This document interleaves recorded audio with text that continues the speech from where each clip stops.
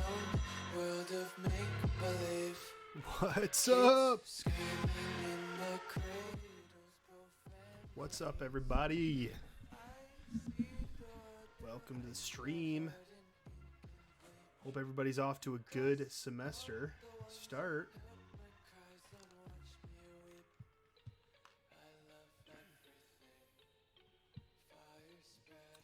Who we got in chat? Who's watching today?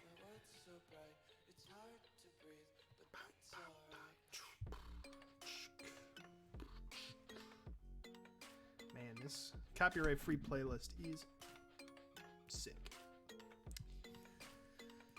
Talking about partner conferences today.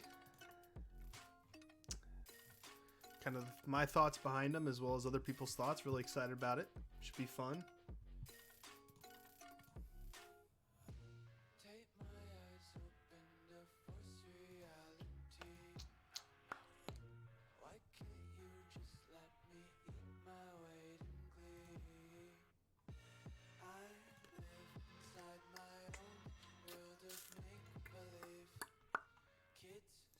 Probably take a look at the ranking sheet of CLOL with all the conferences on there. I think it'd be really interesting to have the discussion.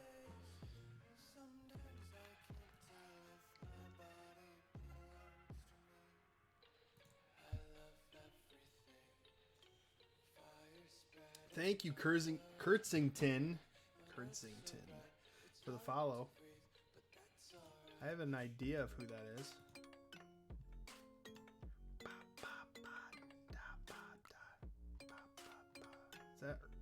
Is it Alex?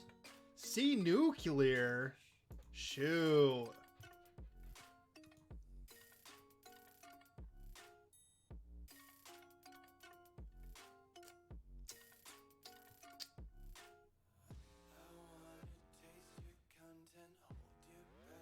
Surprised you haven't followed yet. Yeah, what the heck? It is you. Sweet.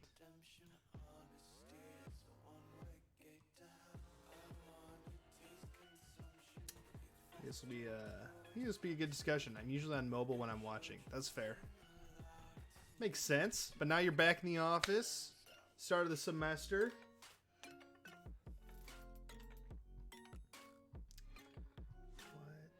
I'm looking at some of the... They added some moderation tool of some kind.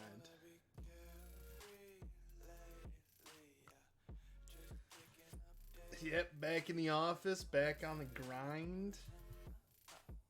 We had our first League of Legends practice last night. It was good. It was exciting. I'm excited for the semester. We've got some really cool stuff. A really good, cool team I'm excited about. League team is starting to look decent. We've got an interesting partner conference that we're in that Converse joined, so that's exciting. But that'll all be a part of the discussion today.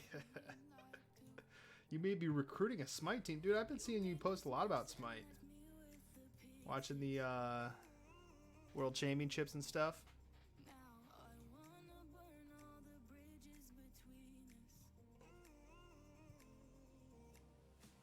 I think it's. I love the idea of finding games that other people aren't really in.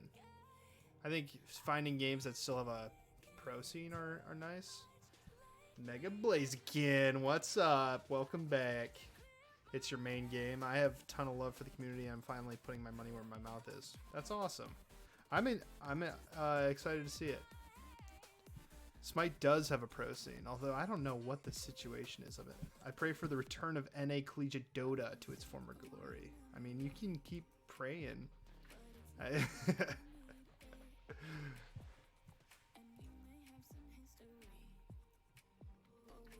went to Smite Worlds back in 2018. Was that at DreamHack Atlanta? Because I went to that. Was Worlds at DreamHack Atlanta? Yeah, it was. Yeah, I was there too. I have some photos of the, I think the winners raising the trophy thing. I wonder if I can find them.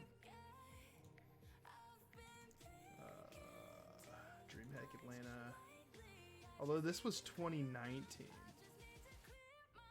I was at DreamHack Atlanta 2019, it looks like. It was, yeah. I competed in the event, Halo event there. I was working as a photographer for the DreamHack like I usually do, and I had our Rocket League team was in the NACE National Championship at DreamHack Atlanta.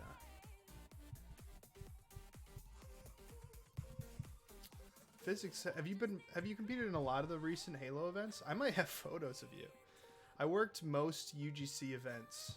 When they did the Halo event in Atlantic City, I was one of the head referees, and then when they did the Halo Classic in St. Louis, I was a referee for that. And then every time there's a Halo event at DreamHack, I usually go take photos of at least the finals. I don't know about before that.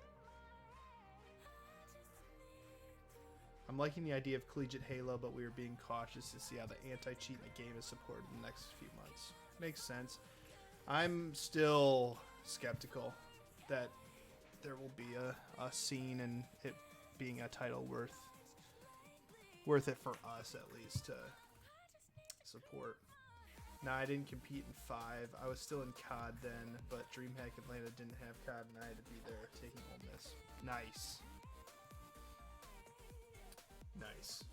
What was I going to look up? Oh yeah, I was looking at my photography stuff. DreamHack Atlanta 2019. Top shots. Here's my top shot. This is one of my photos from. Nope, not that one. I think it's that one. Yeah. That's the champion. Oh no, that's the champions of Paladin. I think. Oops. Rip.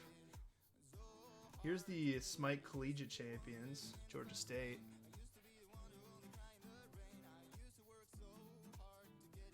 Yeah, that's cool. We don't talk about Paladins. All right. Good to know.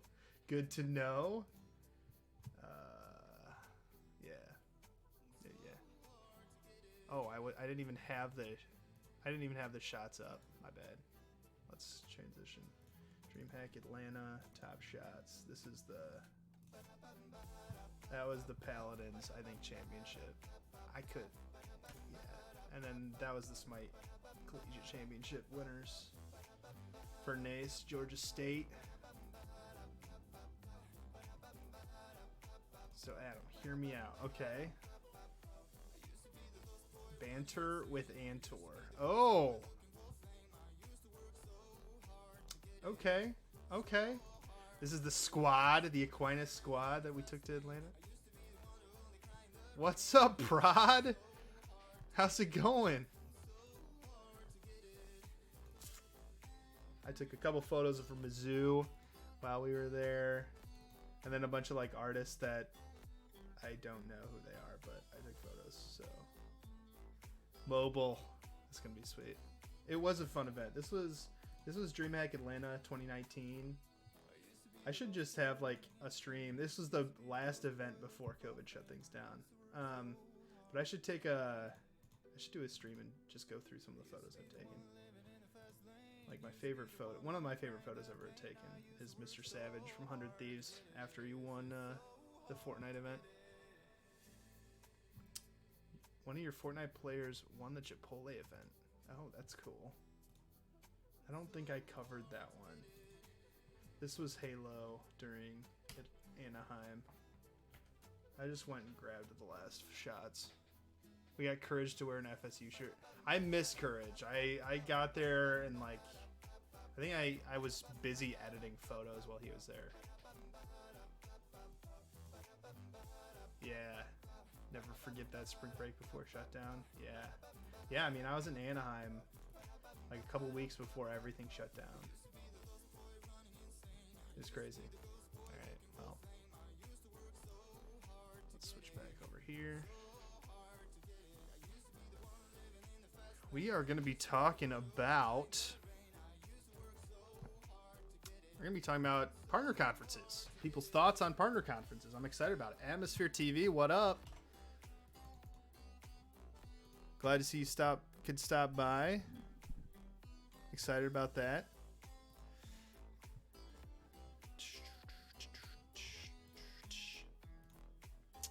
So, partner conferences.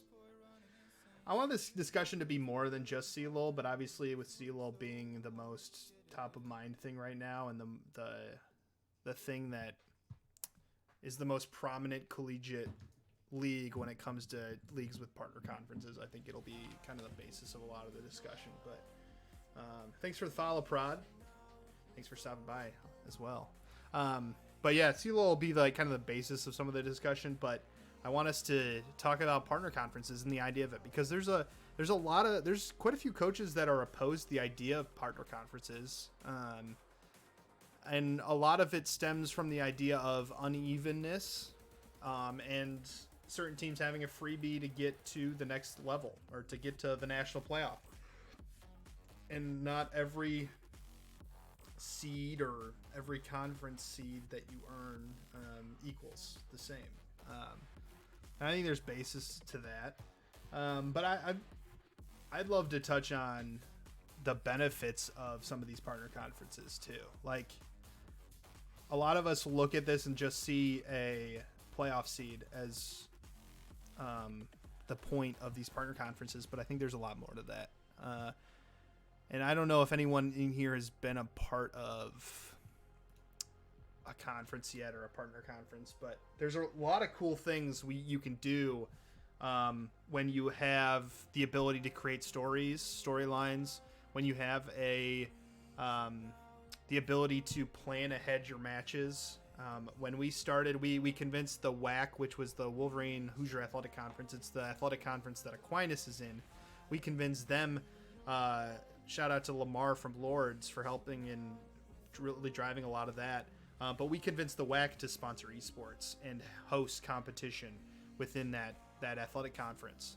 And as soon as we did that, they created a schedule for all the games that we were going to field for the next 3 years and sent it to everyone.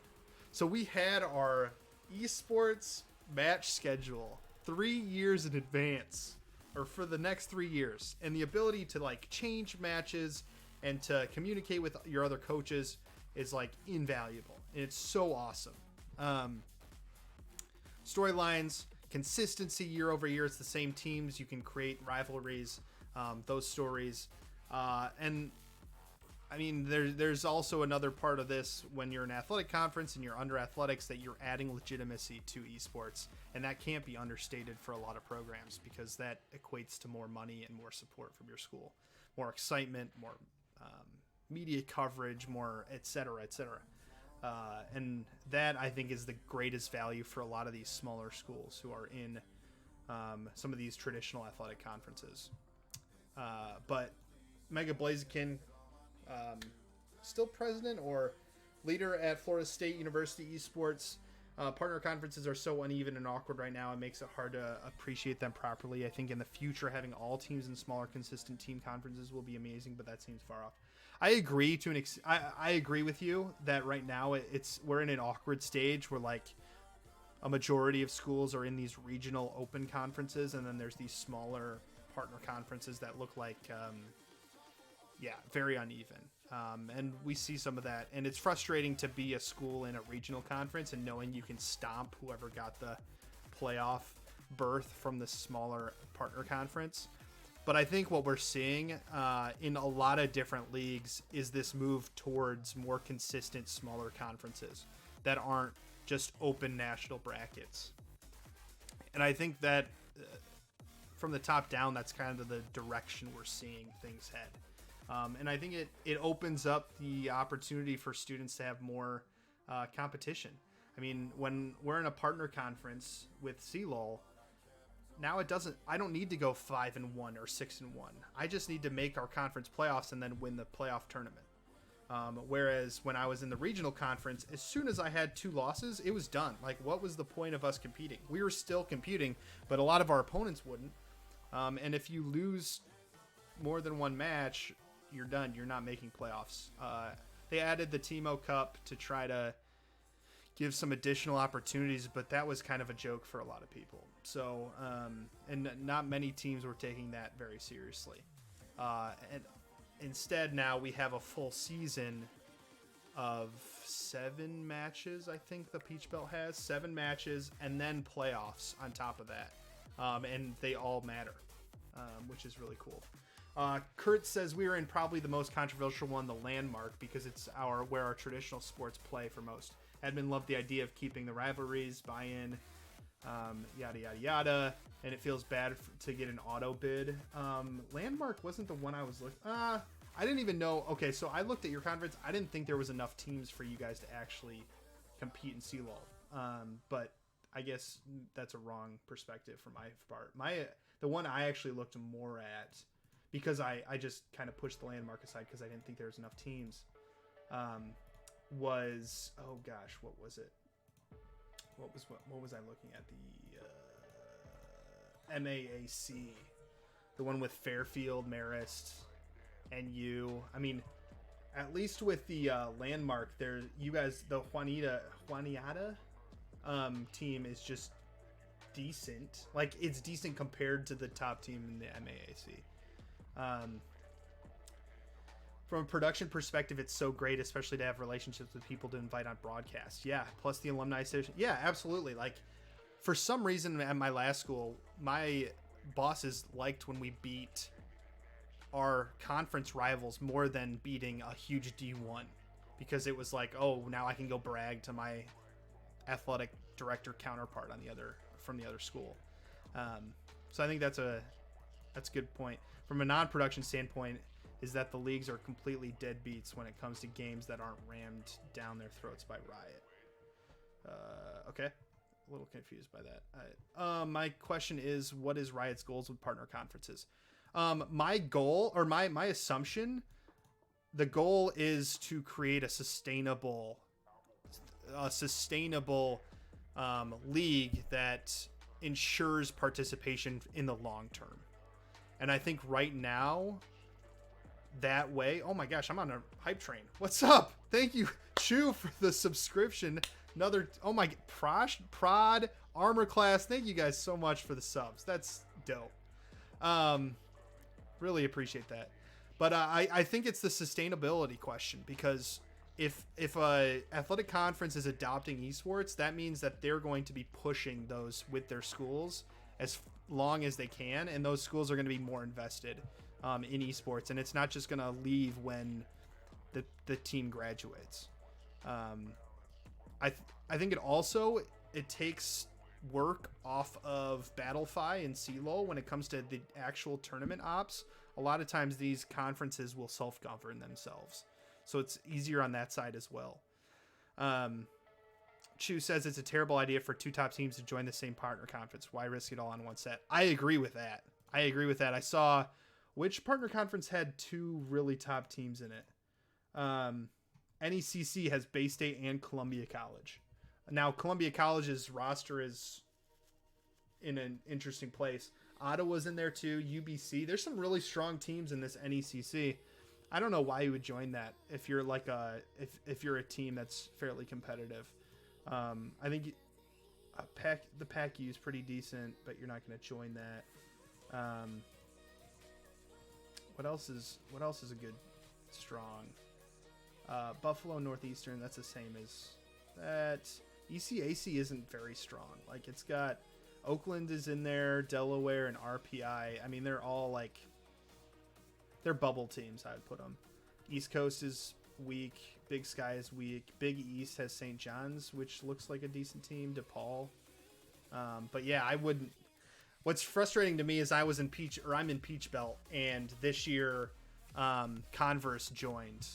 And what's frustrating from my perspective, just from a director standpoint, is that the esports directors are the affiliate members of the Peach Belt. It's a traditional athletic conference with schools from South Carolina and Georgia, I believe. And then we're an affiliate member as an esports team, just under their esports arm. And anytime an affiliate member application to join the esports comes in, the traditional athletic directors get to vote and approve those. And they approved Converse, they approved Missouri Western State to come in, and they're 2 really strong esports schools. And at the same time, CLOL announced that partner conferences were only getting 1 seed versus we had 2 last year. So the value of the conference from a CELO perspective is just blown up to 0 or blown down. And I think that is something that is an interesting situation that I'm dealing with right now as we kind of look at the Peach Belt long term. But yeah, I mean, once Converse joined, it was now, all right, let's take a step back. Do we have a better chance at making our way through South or the Peach Belt? Converse has a really strong team. Kennesaw State's in that as well. They're a massive school in Georgia. They have a decent team, not as strong as Converse. I think the team we're looking at now could beat Kennesaw, I think, but the Converse is a really strong opponent. MEC allows our students to travel together and get a LAN experience literally every other weekend. Is that the Midwest Esports Conference? I'm assuming having that student experience is worth it. Yeah. Our finals are in person. We're really excited about it. Ottawa's an MEC, not NECC. Ottawa is MEC. Was I looking at MEC?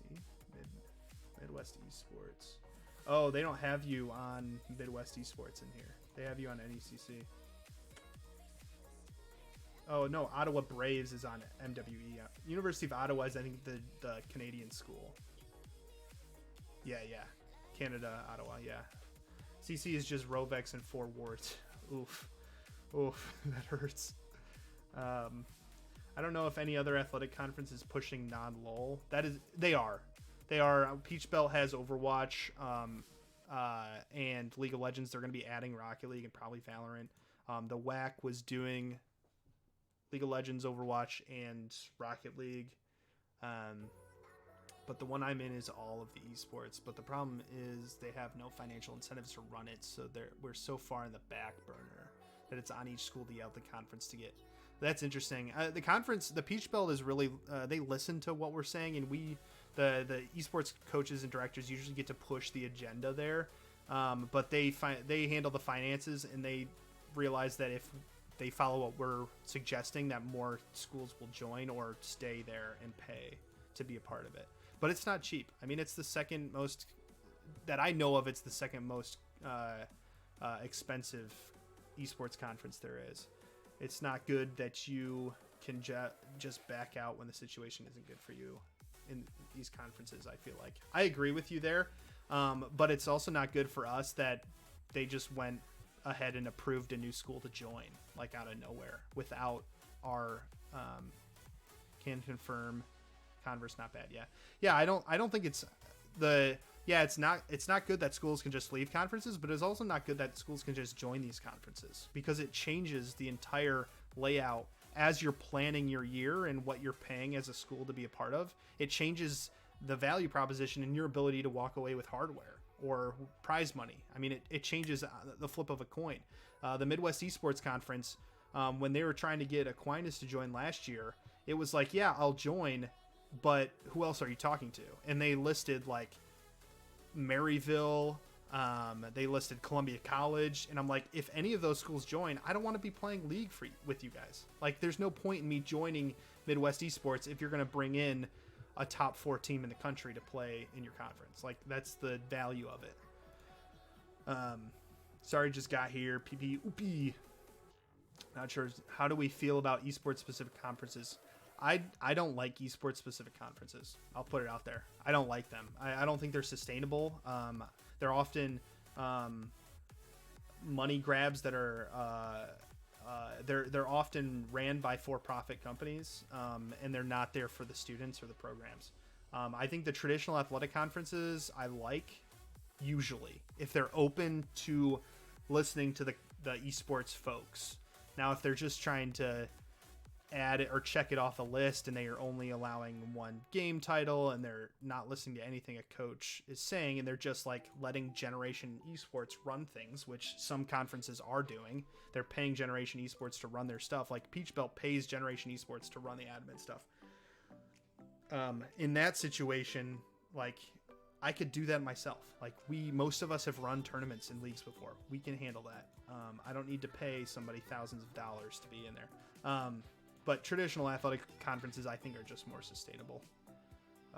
What is the ideal conference size, Mr. Antor? I would look at like 8 to 14.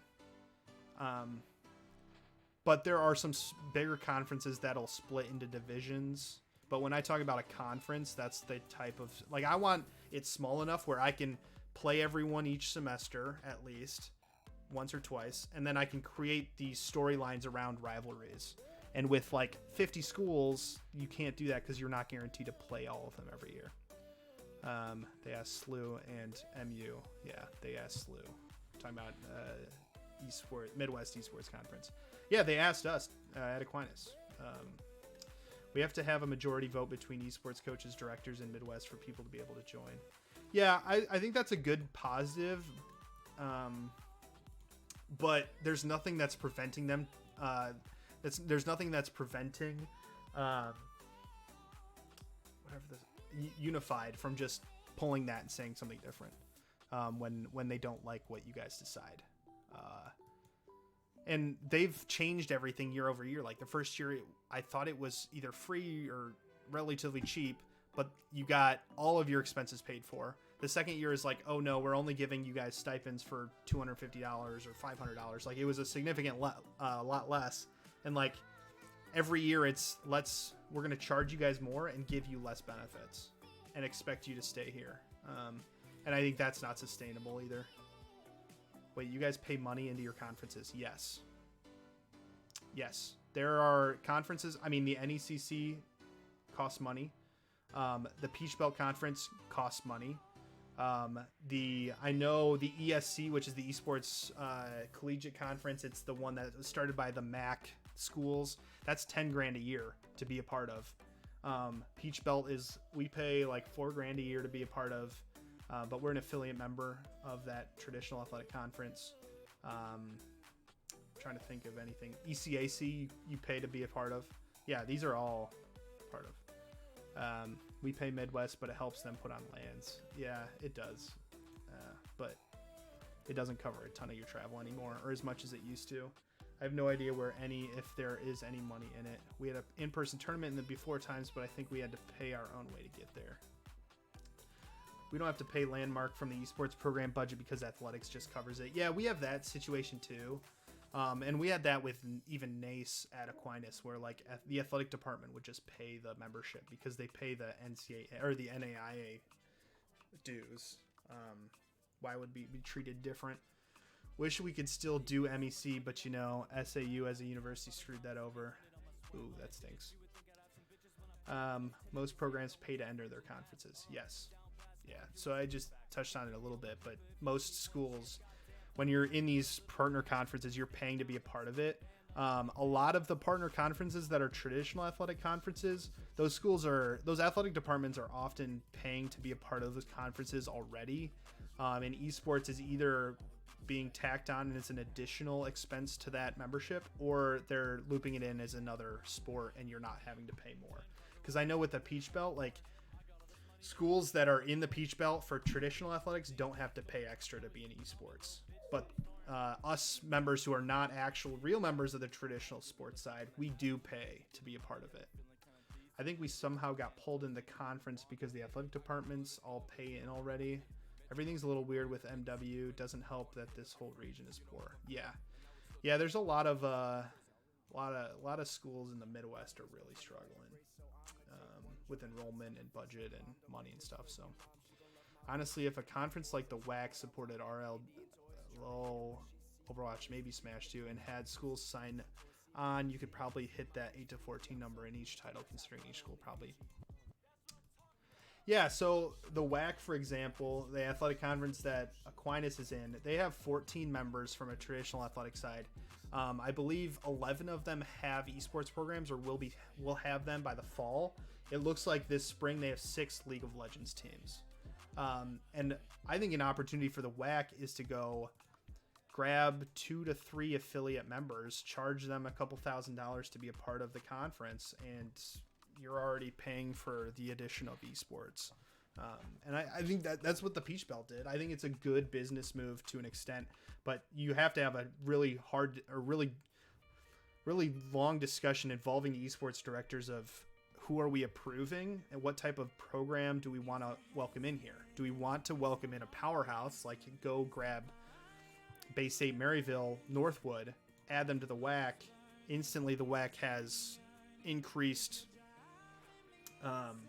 like legitimacy, but most of your traditional member schools aren't going to win anything. Or do you go find somebody in the local area who isn't as well known, but will show up to matches, will field teams, etc. Like take Kettering University, for example, in Michigan, or even Oakland University if they're looking for something like this. Charge them a couple thousand. Those are great programs. Like, they'll show up. They're not a powerhouse giving full rides like Bay State or Northwood. Well, Northwood's not giving full rides, I know.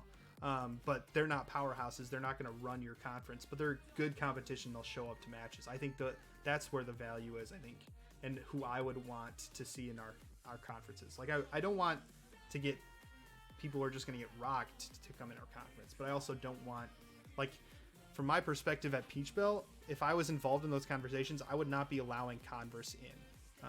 Converse isn't going to find competition in our conference. Like, we're mostly below them.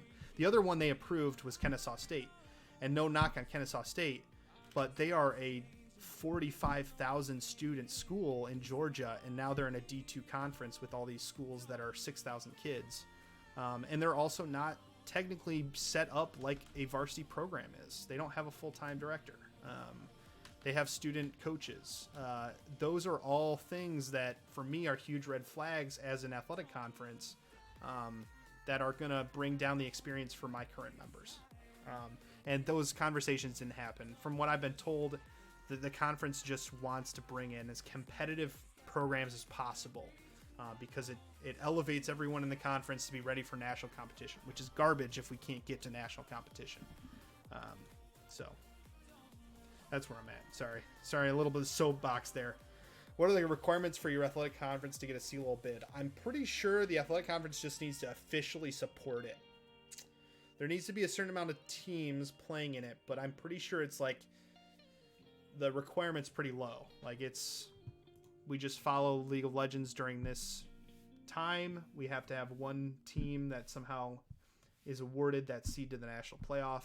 But from what I've been told and what I'm hearing is, like, it's pretty open to get partner conference. As long as if you're a traditional athletic conference, you will get approved if there's some support there. There's a surprising amount of established clubs that just missed out on CLOL this year because they missed the deadline. Mountain West has 11 athletic members, 2 or 3 paid programs, but only 8 schools made it. How do we fix that? It's not like everyone didn't know that this was coming up. This happens every year. Bay State couldn't play in League of CLOL last year because they missed the deadline. There's some backstory to that that's a little bit more complicated than this, but it's going to happen every year. It happens every year because people aren't paying attention. Every time I see the registration come up, I immediately post in as many Discords as I can. The Michigan Discord, the Florida Discord, all the conference Discords, to be like, guys, you need to register now because it'll come up before you know it, and they don't really do a big media push, and you're just going to miss out.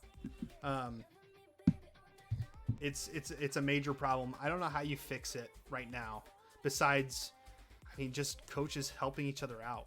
I don't know how else to do that. I think ideally CLOL would come out with their registration like timeline and deadline like this spring for the next spring.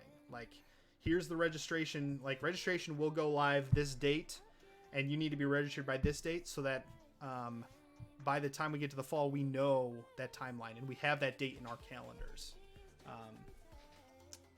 Yeah. Wolverine Hoosier Conference would benefit with Kettering Oakland for sure. I guess it depends on the mission statement of the conference. Yeah, it does. I think what a really understated value of some of these partner conferences is it allows schools that aren't top 2 schools to go out and win some title, win hardware, win something to show their worth to their administration. And it gives us attainable goals too. It's just like conferences in traditional athletics. Like, yes, we might not be fighting for a national championship this year in football, but our goal is to win the conference title. All right? Or our goal is to finish second in the conference. I think it gives us more goals to aim for than just the national championship. So I think ideally a lot of these partner conferences will be groups of schools with similar goals, ambitions, and investments in esports.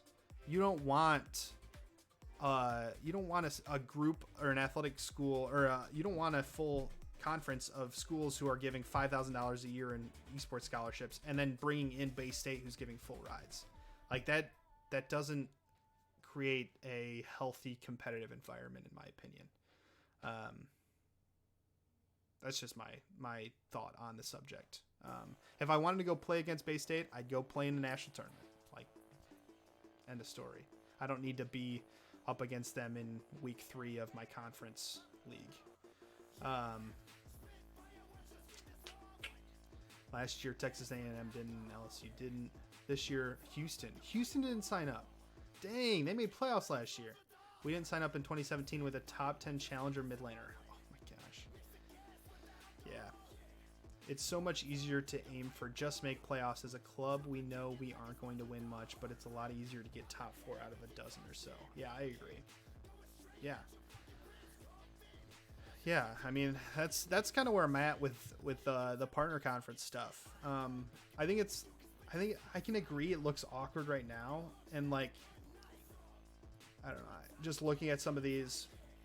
If anybody wants to look at the conference rankings, CELO ranking data, I'll post it in chat. They made this public in the CELO Discord. But it goes by conference and the ranks of each team. And I think Landmark and MAAC, if Landmark gets to play, like, I guess my question with Landmark, and I know you're in chat, is like, I get the conference, like, conferences should get a bid, but there should be a minimum number of teams. Like, you guys have 3 teams playing in the Landmark. Like, that's a little small. IMO. Like, I think... who is the MAAC has 6. I think 6 is a feasible like minimum. Is like, all right, 6 teams are fighting over 1 spot. Okay, like small but doable. I think Landmark is a little small. Or like combine the two. Combine Landmark and MAAC. I don't know. But then someone would have to like, I don't know. It gets complicated because these schools are paying to be in these specific conferences, so like I'm not gonna push for any of that. But it just seems a little small in my opinion. But hopefully this will actually elevate schools' investments and elevate the scene as we kind of get into these conferences, because it creates another storyline for you to share with the administration. It's like, hey, because the Peach Belt did this earlier. They actually sent out a survey and got information from all the members of the Peach Belt of like, how big's your space? What'd you spend to build your space? What's the salary of your coach? How many coaches do you have? Are they full-time, part-time? How many students do you have? How much scholarship do you give? And they sent that to all the Peach Belt members, like the answers of everybody else. And it created an amazing opportunity for us to talk with our administration and other schools to talk with their administrations of like, hey, 60% of the schools in the Peach Belt have a full-time director and they get paid X amount, and they're all finishing top half of the conference. We finished last because blank, or this could be a reason why we finished last, and that gives administration goals to aim towards and reasons to do it. There's supposed to be 6 of you in it. Dang. One of them just hasn't fielded a team. Welcome back, Nuclear. My worries with partner conferences, to get my 2 cents in, is I fear they will restrict opportunities like they do in traditional athletics, like leagues, tournaments, events, traveling, etc. Possibly. I mean, for some schools, yes. But it opens up a lot of opportunities for others. Like the WAC where Aquinas was, it didn't force out any other opportunities. It created more for all those WAC schools. I think the question becomes when we start getting to like 20 partner conferences, 20, 30, 40, there's going to be schools that are left out who don't have traditional athletic departments like Kettering. Kettering doesn't have athletics. They only have esports. ECPI, same thing. Those schools will need to be adopted somewhere. And I think there will be opportunities like the Peach Belt. You can join the Peach Belt as an affiliate member for esports. But there might be some schools left out. And that's where I think maybe your concern is. Is Boise State actually bottom 3 in Mountain West? I'm possibly. They have 2 unranked players. My question there is, are they actually unranked? Are they unranked? Where's Boise? Silver and a bronze.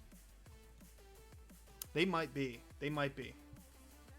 I know Boise State is kind of they kind of took a step back on being hyper competitive in some game titles. It just wasn't sustainable for them. But I don't know. That's really interesting because they were pretty decent last year. I know they lost 2 of their players. He might have still been trying to recruit for the spring when they pulled these rosters. I'm not sure. That's a good question. That's fascinating. I know for us, we have a student who is from Brazil and his North American account is not ranked. So they have him as unranked. For us, we're in the Peach Belt. Which would he's a master jungler from Brazil, so that would put us at a 37. It still keeps us at the 3rd seed, but we're definitely not where we're at right now. You said you don't think it's fair for big schools to join conferences like Peach Belt, but then you also mentioned how it makes no sense for a good team to join a conference with another good team. Where should a good team go in that case? I don't think it's not fair for big schools to join conferences like the Peach Belt, but it's not fair if the esports coaches don't have a say in who, or at least the ability to voice their opinion on where. Because I know for us, the value we get in the Peach Belt is the ability to make CLOL, to win conference championships in Overwatch and League of Legends. Those are the values for us. Consistent schedule is nice, but most of the national conferences are getting better at that, especially NACE. That would be. It's not that it's not fair. It's just I should have been able to voice my opinion as a member, or at least I'd have to look at the exit clause on some of us because I know we might pay up front for 2 years of membership. Where do you think they should go? A good team makes no sense for a good team to join a conference with another good team. I don't think it does, at least for CLOL. Like, if you're a top 4 team and there's another top 4 team in the conference, it doesn't make sense right now to join that team, that conference. In a lot of cases, like I think a Maryville and a base, like if 2 top 8 teams join a conference, one would earn the berth into CLOL playoffs, and the other would probably earn an at-large bid through the selection, but it's not guaranteed. I just don't think it's smart from a strategic standpoint. Where do I think they should go? I don't know. I really don't. There's not like a great option right now. I think you guys, St. Clair went and joined the NJCAAE, which I think from a strategic standpoint is great. I think it's a smart move. I'm surprised there's only 6 teams in that conference, though. Because I would be really surprised if there weren't 2-year schools in some of these regional conferences.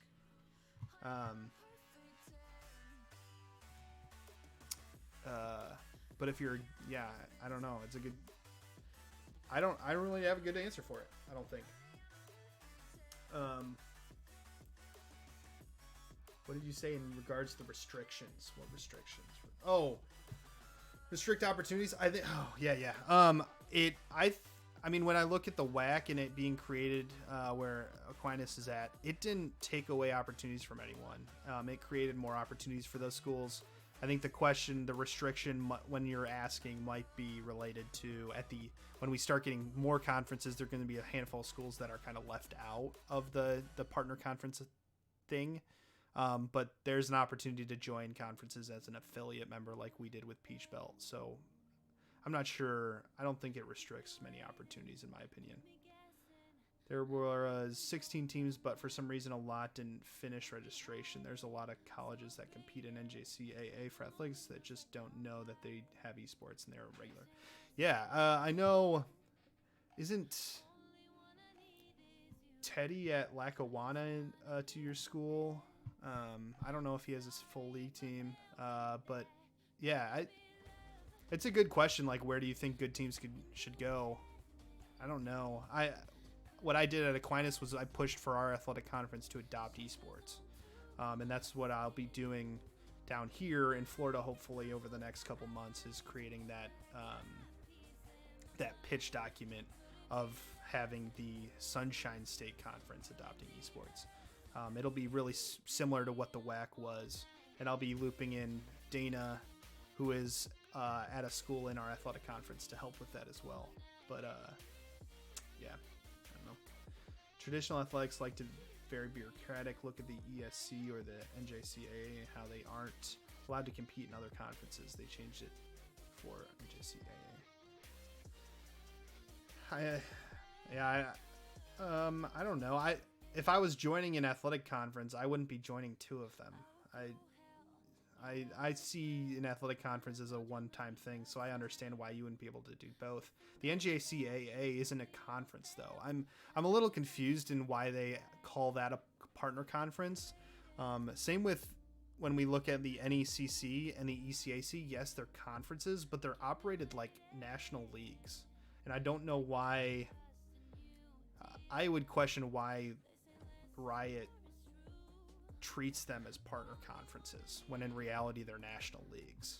So I don't know. I think there's a little bit of semantics there. Are you going to watch all of your AQ Suns games for WAC? I am. I'm going to watch the AQ League of Legends team stomp all of the other WAC schools. I was looking at the rankings and I'm like, oh yes, this is going to be fun to watch. Pull out my AQ gear and yeah, I'm really excited about you guys having a good season, hopefully. Restricting conferences to schools or similar funding size is the best way to results to be contextualized for administration. Maryville joining a conference of low-funded schools and then smurfing on them wasn't good for Maryville admin as far as return on investment dollars. Yeah, I agree. It's true a lot of did not know that they could play in other competitions like NACE. Hence why Aquinas is not in the Big Ten for traditional athletics. Yeah, I agree there. I'm not sure. I mean, I keep going back of like where these when it comes to CELO, where should the top teams go? I don't know. I think would be really cool. I think is probably going to happen at some point is those top schools are going to create their own conference or league. I think most coaches at that high level just don't find value in a lot of these other leagues, and I think what would be better for them and the space is probably create their own league of some kind.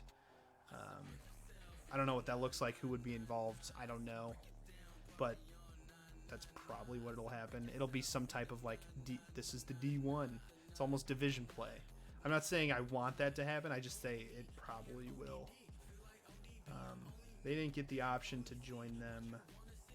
ESC funded the Big Ten schools to create esports programs, then restricted them to only the those are the MAC schools.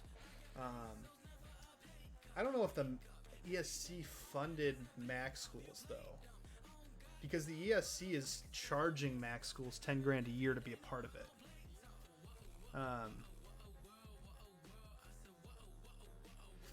And those athletic directors at those MAC schools might have agreed or wanted to only be involved in that conference for the betterment of that conference, even though that conference isn't as competitive as they might think it is or thought it would be.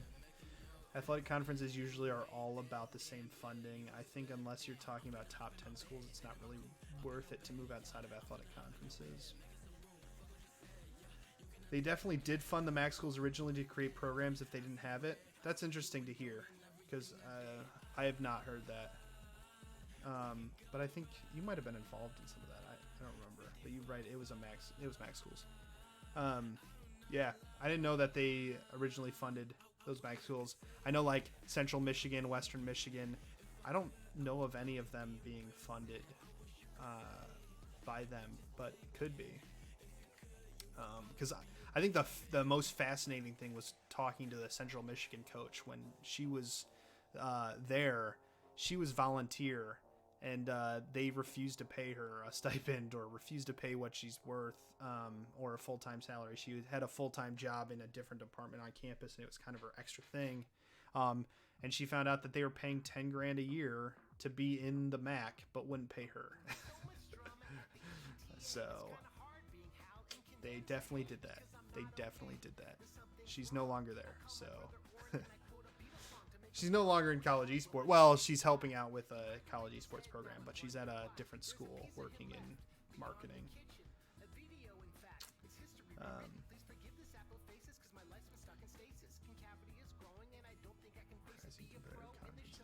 I think most schools are pretty transparent on the scholarship dollars. Although it's a question of like getting the right answer and quantifying what that means. I think everyone looks at scholarships differently, and each school awards scholarships differently. Because I would say like a bigger scholarship to a school like Aquinas is going to be kind of the equivalent of a smaller scholarship at a bigger school. But that's just like my personal bias or personal knowledge and from my experience. But other people might just look at the dollar amount and say, oh, Aquinas gives hundreds of thousands of dollars in esports scholarships. University of Michigan doesn't give any, so Aquinas should be higher. This just in Florida man has personal bias. Yeah, right. Thank you for your cheer. Using those channel points. Yeah, like a 4K scholarship at St. Clair's full tuition. Yeah, that's crazy. And like, I didn't have anyone at Aquinas under $4,000 a year. So, should we be put in the same pot as like people investing the same amount or schools investing the same amount? I don't think so. Wouldn't it make more sense to do full, half, none? So, then the question becomes, is this only esports scholarships? So like at Aquinas, it was a full package. Like 50% of your tuition would come off as an academic scholarship. And then we would add an esports scholarship on top. But it wasn't nearly as much as the academic. But it would all be, so it would be different line items. But it was all money that me as the coach could play around with, rename, whatever. So it's just really hard to quantify some of this stuff. And like I had a student who was on a full tuition academic scholarship, getting zero money from esports, but super talented esports player. Like, where do you put that money in? Like, I don't really know how the NCAA probably does something, like has probably something about it, how they handle it, but it's difficult to quantify, in my opinion. And we even saw some of that, I think, in Chris's report on the trends in college esports. Is some schools are way low and some schools are really high, and I almost think some of it was the question and how different coaches or different schools like just name certain dollar amounts. So yeah, I don't know. It's really hard and difficult to quantify some of the resources that people are getting or investment that a school's putting into esports, in my opinion. When we talk about scholarships, at least.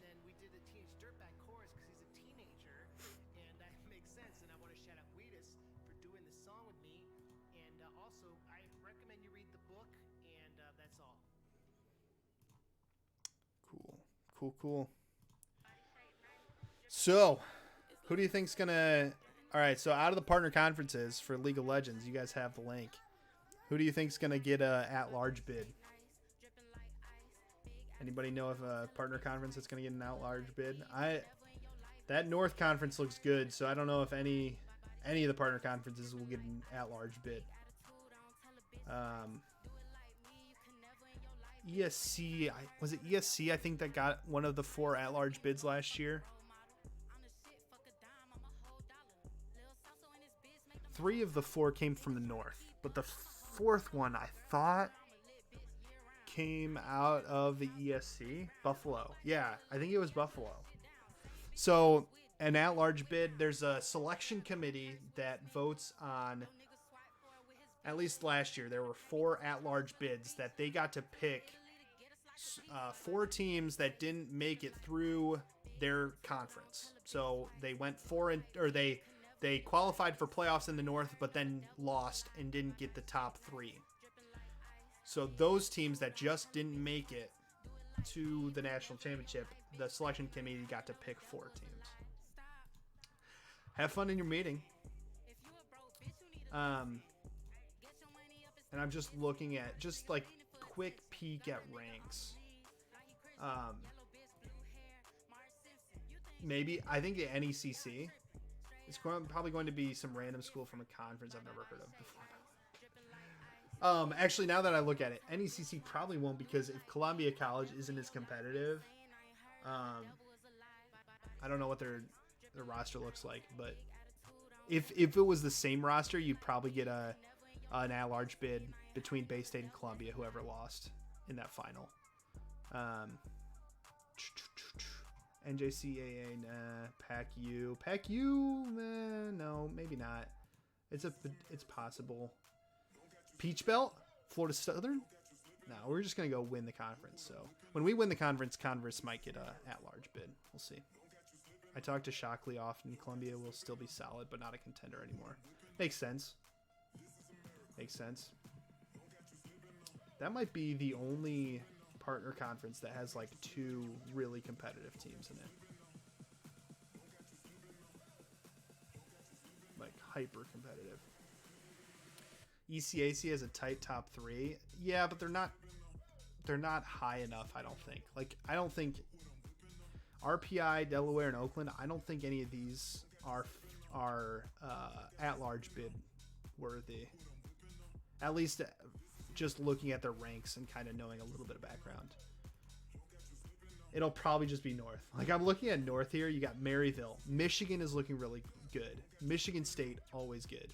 Or has been good. Bethany, SLU, Illinois State.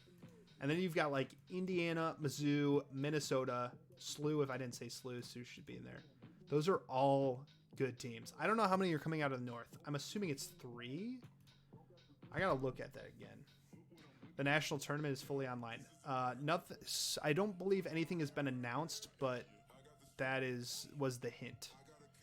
Go Hoosiers. There you go. Yeah, Indiana's in there. This is North looks good. South is going to be strong. You got UST and Winthrop. So those 2 will probably get the 2. Florida State's going to be in there, and University of Florida. Vespa. I don't know who Vespa is.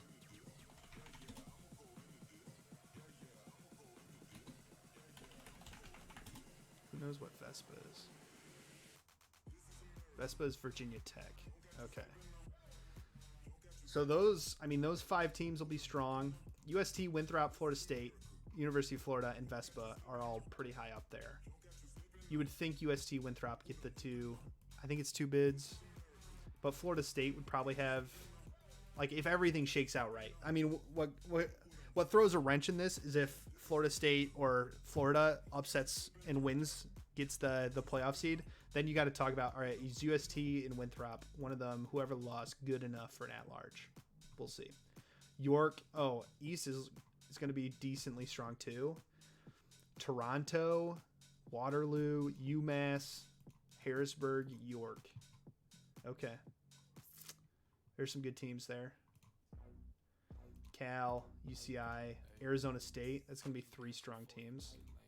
I don't think the West gets 3 seeds either. Man, I gotta look at that. Who's got the CELO rules up? Let's go to RSAA's website. Partner conferences? No, that's not partner conferences. 2022. When does the season start and end? Good question. Starts the end of January. I think the 22nd. Season starts January 17th. End of conference play is April 10th. And the championship is late May, early June. So it starts January 17th. Champ dates are not announced. This is true. Where is the rules? Where's the rules?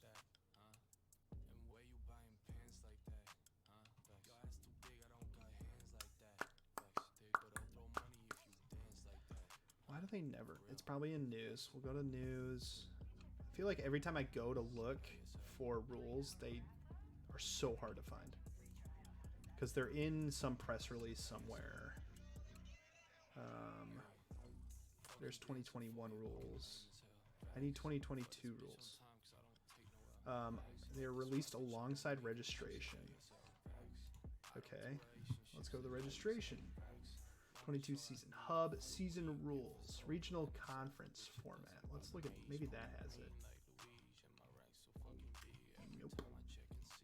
It's probably in the actual rules. Let's go back.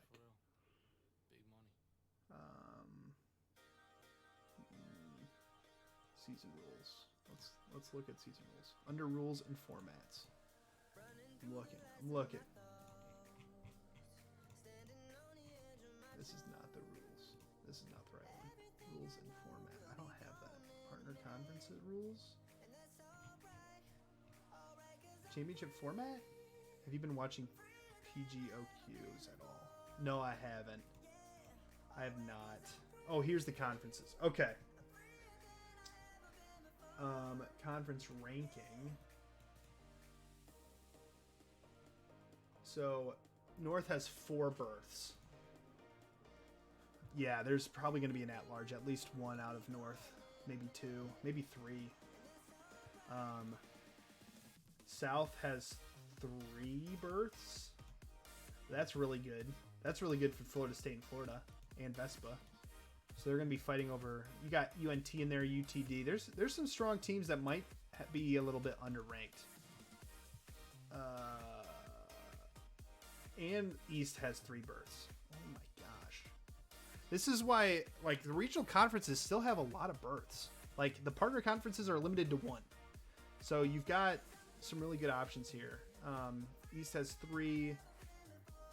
I wouldn't be surprised if 1 or 2 berths or at-large come from the East.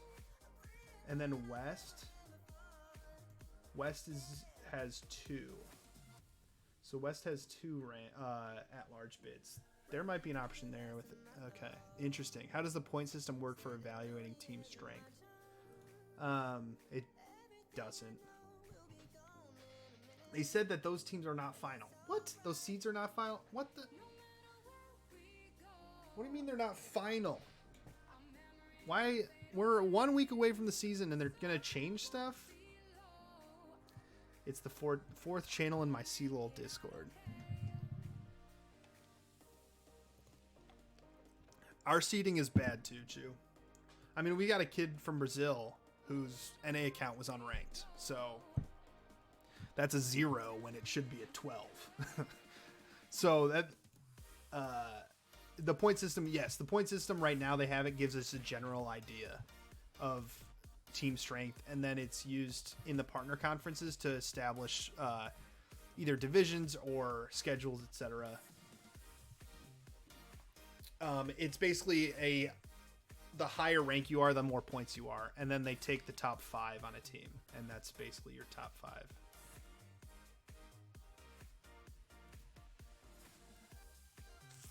Yeah, like a big upset. Yeah, true. Yeah. There's an idea for you, Chew. When you win it all, you can just be like, hey, we overperformed. They thought we were going to be 7th or 8th in the North Conference, but we were 1st in the country. I mean, you're seeded 5th. It looks like you have is 8? We have 2 divisions of 7 in the Peach Belt, and the top 4 from each division, so 8 of the 14 get a bid to the in-person playoff, and then you play your single or double elimination bracket and the winner gets to go. So it makes a way healthier competitive experience, in my opinion, for the team. See you next week, Coach. Going to go root on Immortals, AoE, and AQ's bot laner. All right. Thanks for stopping by, Lunges. Is that being streamed? Can you send me the link to that, Lunges? Because I would love to watch that. Top 3 things about living in Florida now. Weather. Just weather in general. I get to walk to work every day. Windows are usually open. It's gorgeous. It's 80 degrees usually. Second is the school that I'm at. Huge support for esports. Got some coaching stipend money approved today or yesterday. Really excited about that. Never could get that at Aquinas. And then third, Publix. Might be Publix. Publix is headquartered in Lakeland, in the city I live in. 2 separate matches. The former is 2-0 and the latter is 1-0. Which one? Aquinas is bot laner. Supernova Dark Matter. Send me that link. I want to watch. Yeah. Publix is pretty cool. It's all right. It's not like I don't know if it's top 3, but it's cool. I love what's going on around here. Like, esports in Florida is just like about to get going, and that's really exciting. Like, there's a lot going on around here. I just had breakfast with the Southeastern coach, Ethan Cador. I think it's Cador or Cadore. There's just a lot going on down here. There's some cool stuff. I've got the local public school is coming to a tour on Thursday. Heading to Orlando at the end of the month for a dinner with some esports folks who are coming for a conference. There's just a lot going on. A lot of the bigger schools are just talking about esports. They're getting going a little bit. So, yeah, it's just exciting. It's exciting to be around here right now. Publix legendary subs. We get them when they're on sale because yes, they are pricey. I have not had a pub sub yet. Sorry. Don't you have to pay a membership for Publix? No. There's no... It's a grocery store. Like, Michigan has grocery stores too. Like, all the grocery stores are kind of the same. Not gonna lie. But we have pride in Publix because it's local. Yeah, Costco has the membership, so does Sam's Club.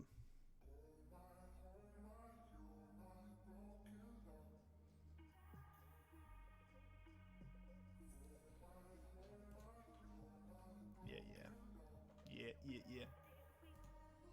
I need to pay someone to edit these to like shorter snippets of YouTube videos.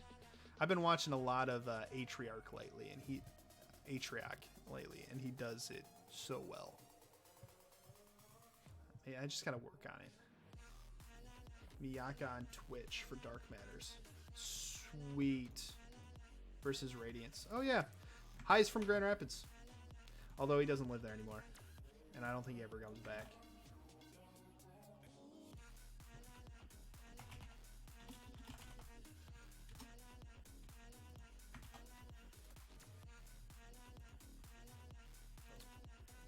That's cool.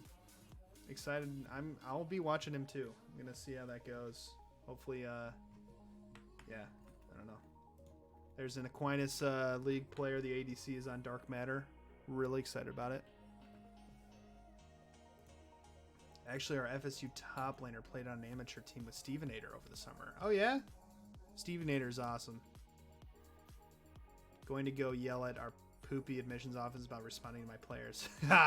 Good luck with that. Thanks for stopping by. We're going to wrap up stream here. But I appreciate everyone stopping by. Appreciate the Prime subs. You guys are amazing. Really means a lot. It's awesome. Our jungler is on Dark Matter. Oh, no way. That's sweet. So your jungler, Aquinas' ADC, Oakland University's support. It's a collegiate squad. You guys should all go watch them. But yeah, I'm going to wrap up stream. I really appreciate everyone stopping by. Had some good conversation. Obviously, we're not going to agree on everything, but I think the moral of the story here and what I want to teach everyone is that we just got to have the conversation. We got to keep talking about it and keep the pulse on that and share ideas. I mean, we're all coming from different places. We got some club presidents. We got some esports directors. We've got some alumni in here. You guys are all amazing. I really appreciate you guys. For those coaches, directors, and club folks, good luck this semester. Good luck this semester. I am going to go ahead and raid this person who is streaming who is streaming this match. So stick around. Watch some amateur League of Legends. I think it'd be cool. Oh. Whoops. There we go. We'll do it in 7 seconds. Thanks, everybody. I will see you all next week. Thank you for the follow. Not Leo. I'll talk to y'all later.